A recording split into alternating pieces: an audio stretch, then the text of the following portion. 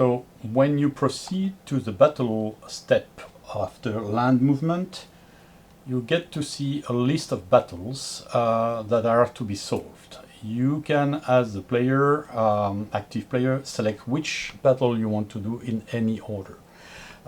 So in case you don't know where is the location of the battle, just click on the list and then it will show you, for example here, if I click on Matsuyama, the game zooms to the place and it flashes in green color for a moment. We will proceed one of the battles. They were created in this list for your information in the order you made your movements, so it's a good way to remember how to use it. Let's proceed with the battle at Nishinon. Remember, where is Nishinon? It's here, so I will try this battle first and I will have it processed. The game zooms in and then you see the list of cards that you can play and everything you can do. If the cards are cluttering your interface, you just click here and they drop back. Here I will put the sliders that you see here to the maximum limit to prevent the AI to take over me or the game go faster than me. Sometimes it's good to have faster animations so we have time to discover the battle interface. So here the first thing you do in a battle is play card if you want to. Cards that are possible to play are shown with a green highlight. And of course your enemy has cards and you will see them when he reacts. The attacker plays his card first and the defender second. Battle, what is important to know is they will be decided both by the number of casualties you inflict on the enemy and or by the drop of battle morale down to 0 or less. Battle morale is indicated in this diamond, purple diamond, and you see how it is calculated. It's an average of your basic morale of all your units and different bonuses. Here, for example, the Americans have an average battle morale of 4, as you can see on the land units here, and you have an Air Force bonus because they have air superiority, as there are no Japanese planes here. You could have more bonus if you have, for example, armor. A big superiority of armor gets better bonus. If you attack from different direction, you get bonus, and various other bonuses made by cards.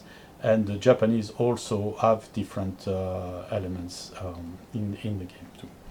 So if I want to play card, I just have to see and check my card so I can see which card I have. Here, this one, for example, Gungo, is limited to the use of US Marines. I don't have them. But let's suppose here I will take some naval fire, so there will be 2 damage to the Japanese. And if I use this, I would get less losses, but I'll keep it set for later. And I use the code talkers here to improve my effects of gunfire's units. And probably some close air support would be nice too, because I have a lot of planes. So all those cards give me a big bonus.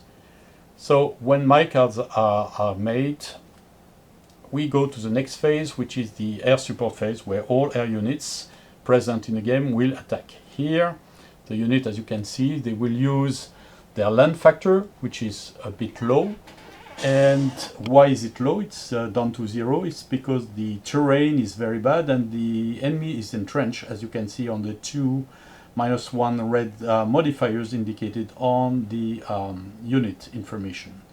So basically I have only 10% chance of making it with my planes, so it's not big. So you just click here and you see the rolls done by the bombardment, and it's not very efficient.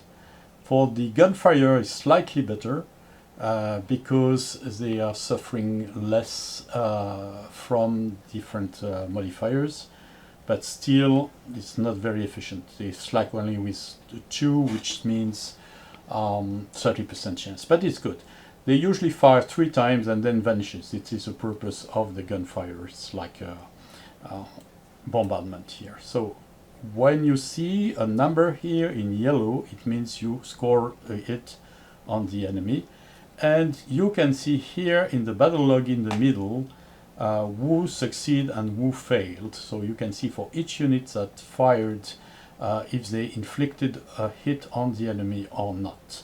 And if you don't like to get the view cluttered, you can reduce the battle log by using this key here.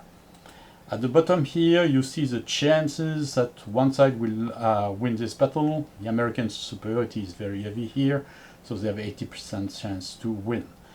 Next phase is minefield. When minefields are present, then the mines will strike and maybe inflict losses. And then we go to the core of the battle.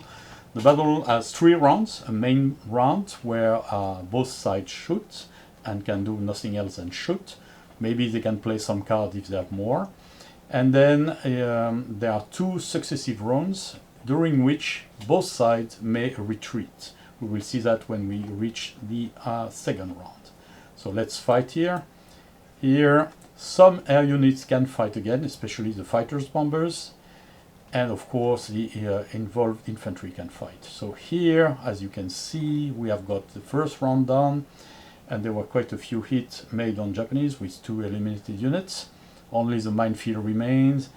And then we have here, if we do a stupidity to retreat, then we lose the fight, where if we continue, then another round of fight here, and with the artillery we clear the minefield, suffer a little loss, but manage to clear the region from Japanese forces. We can continue on another battle, because when you win a battle, then you select again from the battle list which one you want to use. Let's try the Airborne Attack on Matsuyama, which is a critical fight here. And so reselect from the key here the battle you want to find. Click on the little arrow here to launch the battle.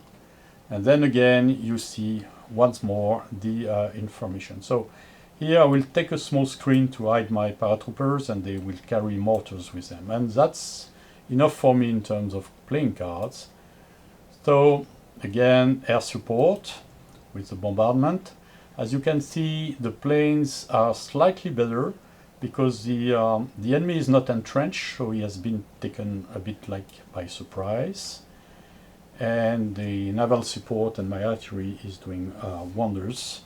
So now we will see if we manage to survive, because here the Japanese have a little bonus because, as you see, they have the armor and we don't. But because they suffered a lot of losses in the bombardment phase, you can see they have battle fatigue. Each round of battle reduces your morale by 1. So it's very easy to drop, and when you reach 0, usually you retreat if you fail a morale test. So the morale level of your units, and you can see here the US paratroopers with a 5 is good. As you can see, the Japanese retreated because they were demoralized. So we in this game have captured Matsuyama. When battles are over, you have a land battle summary that you can go through and check every battle in details. And if you click here on the little icon here, you can go into the details of the battle, and you can see which unit received it and what happened, what was the fate in this battle. So here you see this one was very, very bloody, with 17 hits suffered by Americans and 12 by the Japanese. So this was really a bloodbath.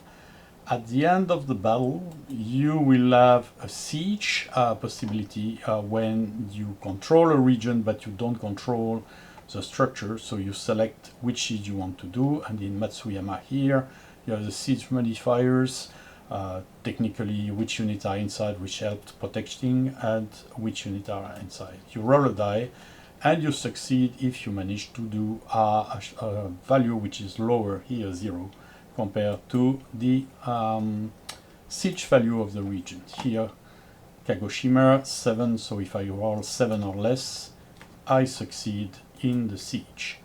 And then you get victory points when you captured cities.